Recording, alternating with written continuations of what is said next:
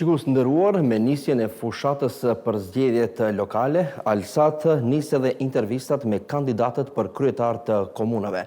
Në këto intervista, kandidatët për kryetar do të shpalosin programin dhe vizionin e tyre për komunën në të cilën garojnë. Ciklin e intervistave e nisim me kandidatin e AKI-s për komunën e Likovës, zotëri Erkan Arifin. Zotëri Arifi, mirëmbrëma dhe mirë se erdhët në Alsat. Mirëmbrëma dhe mirë si u gjetëm. Pikëspari ju falenderoj për ftesën e juaj si televizion, që na jepni mundësinë të prolongojmë dhe të zhvillojmë programin të cilin e kemi parapara. Zotëri Arifi, ju garoni për herë të tretë në komunën të Likovës. Ndër temat aktuale është çështja e deponive. Me mbylljen e deponisë në fshatin Nikushtak, si do të zgjidhni këtë problem me të cilën përballen banorët e komunës Likovës? Çfarë masash do të ndërmerrni? Komuna e Likovës është një komunë rurale dhe si vend strategjik për hudhjen e mbeturinave e ka pasur në fshatin Nikushtak, ku me vendim të qeverisë dhe me programin dhe studimin strategjik të Ministrisë Ambientit Jetësor, ai vend është saktuar si vend i cili me deponitë regionale duhet të mbyllet pjesërisht në fillim, dhe pastaj me ndërtimin e deponisë regionale dhe të organizohet transporti i mbeturinave deri në Sveti Nikol. Dhe kështu ne si komunë jemi pjesëmarrës në regionin Veri Lindor dhe jemi participues në të gjitha zhvillimet dhe mundësitë që një herë për gjithmonë të bëjmë zgjidhjen e duhur për deponit. Dhe kështu ne ndër vite me radhë, thuajse 5 vite, si institucion, si komunë, kemi marrë pjesë në çdo aktivitet të Ministrisë së Ambientit Jetësor, me çka edhe i kemi përmbushur edhe obligimet të cilet i kemi pasur, edhe atë shpronësimin e tokës aty, pjesëmarrës me vendim të Këshillit Komunal në ndërmarrjen ndërkomunale në Kumanov, ku kemi edhe antar në Këshillin Drejtues, pastaj të gjitha procedurat e tjera në aspekt zhvillimi strategjik të deponisë regionale, me çka një ndër komunët e para në nivel të regionit Veri Lindor që i kemi përmbushur detyrimet ndaj ministrisë dhe ndaj qeverisë. Por çka ndodhi në ndërkohë me vendim dhe me një kontratë të Ministrisë Ambientit Jetësor, u nënshkrua ku u obligua një punëkryrës që të mbirmbaje atë deponi në një afat 6 muajsh. Dhe pas 20 ditësh, nga nënshkrimi i kontratës, do të thotë u sjell një urdhëresë për mbylljen e asaj deponie, me çka ajo urdhëresë nuk është në përputhje me ligjin për menaxhim me mbeturinat dhe ligjin për procedurë të përgjithshme administrative. Për arsye se komuna e Likovës nuk ka vend tjetër se ku mund t'i hudh këta mbeturina. Ku i hedh komuna mbeturinat? Komuna e Likovës për momentin nuk ka vend tjetër në territorin e komunës e Likovës dhe nuk ka leje nga Ministria e Ekologjisë dhe ne kemi kërkuar që të na gjojnë venin se ku t'i hudhmi ata mbeturina. Për momentin e kemi një zgjidhje të përkohshme në komunën e Kumanovës dhe në komunën e Haraçinës dhe presmi lejen nga ana e ministrisë se ku do të na përcaktojnë lokalitetin ata që ne t'i hudhmi mbeturinat. Por urdhëresa është në kundërshtim me të gjitha aktet pozitive ligjore dhe për atë arsye ne kemi ankimuar atë urdhëresë dhe presmi përgjigje nga institucionet përkatëse. Për arsye se ne jemi pjesë përbërëse e projektit të deponive regionale, ku në mënyrë taksative është e rregulluar mënyra se si do mbyllen të gjitha deponit në nivel të regionit tonë. Si deponia në fshatin e Kushtak, janë edhe 82 deponi në nivel të Republikës së Maqedonisë së Veriut. Për vetëm në deponi është sjellur urdhëresë. Dhe ju e kemi ankimuar këtë vendim të ministrisë? Ne e kemi ankimuar për arsye se edhe ne jemi për mbylljen e asaj deponie, por 82 deponi në nivel të shtetit janë asisoj dhe me vendim të qeverisë janë të njohura si deponi të cilet duhet të mbyllen, por paraprakisht duhet të krijojnë kushte. Dhe për këtë arsye është në planin strategjik të Unionit Evropian të qeverisë së Republikës së Maqedonisë së Veriut të ndërtohet deponia regionale në Sveti Nikol dhe 36 milion euro, të cilët janë të siguruar për këtë dedikim, të cilët i menaxhon Ministria e Ambientit Jetësor dhe Ministria e Financave, unë kisha kërkuar nga ata institucione të cilët janë përgjegjëse për administrimin e këtyre projekteve, që një ditë më herët të filloj ndërtimi i trafostacionit atje dhe deponisë regionale, me çka do e bëjmë një zgjidhje të përhershme.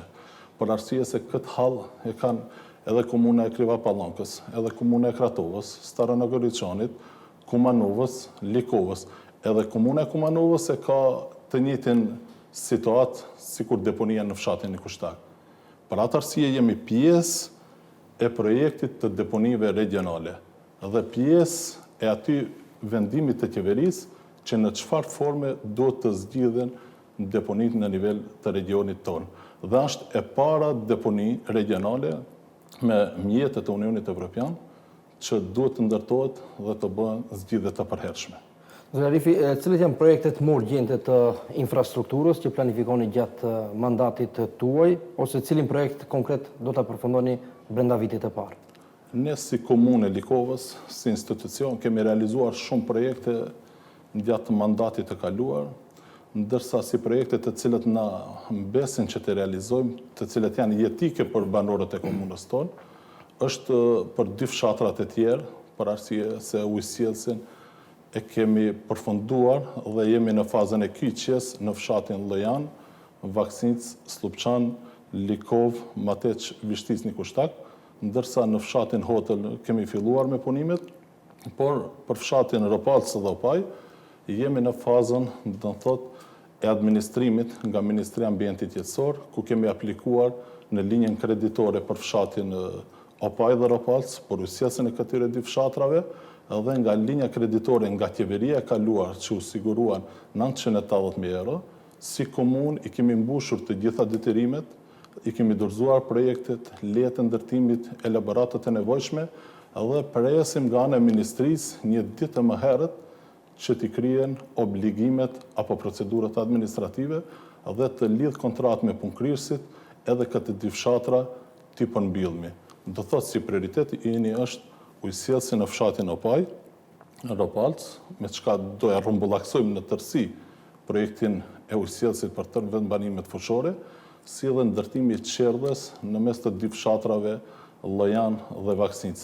Për atë arsye se... Pra ju po thoni se gjatë këtij mandati nëse fitoni në zgjedhjet e ardhshme, do të zgjidhet përfundimisht problemi me ujë të pishëm, për shkak se Likova është me 2 penda dhe banorët ende nuk kanë ujë të pishëm në gjitha fshatrat nga këto penda. Dua të theksoj se këtë padrejtësi shekullore për banorët e komunës së Likovës, ashtu se si ju e thatë, që kemi 2 penda e Likovës dhe Glazhnjës, ne kemi marrë lejen për kyçje atje, kemi përfunduar projektin e filterit mbi fshatin Likovë për të gjitha vendbanimet e komunës tonë, kemi përfunduar objektin sedimental mbi fshatin Likovë, rezervarin prej 1000 kubikësh mbi fshatin Likovë, stacionin e pumpimit mbi fshatin Likovë, që këta objekte janë për të vendbanimet e komunës Likovës. Ndërsa, me rrjetet primare dhe sekundare kemi përfunduar në fshatin Llojan, Vaksnic, Slupçan, Orizare, Likov, Mateq, Vishtic, Nikushtak, ku para 2 javëve filluam edhe projektin e ujësjellsit në fshatin Hotel, dhe për këta 2 fshatrat e tjerë që thash më herët, Ropalc dhe Opaj, ku kemi përgatitur projektet kryesore, kemi dhënë lejet e ndërtimit, kemi aplikuar në Ministrinë e Ambientit Jetësor ku janë siguruar mjetet, vetëm presim që të administrohen dhe një ditë më herët të fillojmë me punë. Shkurt, ju lutem zotëri Arifi, për shkak se edhe nuk kemi kohë. Kurimi tek uji i pishëm, ditë më parë u akuzuat nga partitë në pushtet për ujin e pishëm në fshatin Llojan, që përmban që e përdorin nxënësit në këtë fshat. Sa i përket ujësjellsit në Llojan dhe Vaksnic, rrjetet sekundare i kemi përfunduar, rezervarin e ri në fshatin Vaksnic e kemi përfunduar, në fshatin Llojan rekonstruimin e rezervarit dhe rrjetit sekundar e kemi përfunduar, jemi në fazën e kyçjes, ku kërkojnë nga banorët e komunës së Likovës të lëshojnë kërkesat, të lidhin kontratat dhe ta bëjnë pagesën për kyqje, që është si në çdo komunë të Republikës së Maqedonisë së Veriut, dhe ndërmarrja komunale të cilën e kemi themeluar, të bën kyqjen e të gjithë shtëpive të cilët i plotësojnë kushtet për kyqje. Por sa i përket ujit afër shkollës së Rilindja në fshatin Llojan, do të thotë aty afër kemi minierën e fshatit, apo minierën e cila ka shumë arsen dhe antimon. Dhe ne si komunë, ajo nuk është kompetencë e nivelit lokal. Dhe kemi kërkuar nga Qeveria e Republikës së Maqedonisë së Veriut, nga ministrit kompetente që të ndërmarrin masa urgjente që të bëhet pastrimi e arsenit dhe antimonit. Se aty kemi shumë afër, në vija ajrore afër 300 metrash.